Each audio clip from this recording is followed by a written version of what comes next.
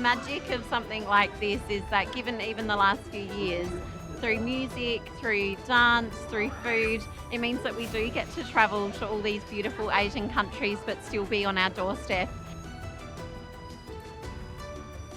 Family. There's a lot of kids. And definitely people like with picnic blankets, Yeah. like just having a great time.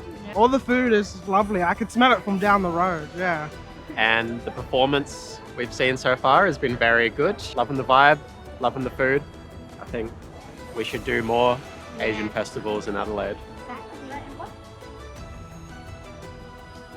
It felt like we're in a very inclusive environment and we felt like we belong because I'm from the Philippines, I'm a migrant myself, and it felt like it's like you're in an international event but you felt like you belong. So it's a very good event actually. So it's definitely the place to kind of just spend some time with your friends, family.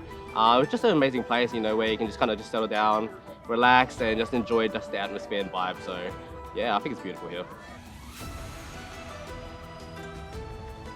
And absolutely there's a sense of celebration that we should see this more in everyday life, because Australia, we're made up of immigrants, and if you look around you, everybody's from different cultures.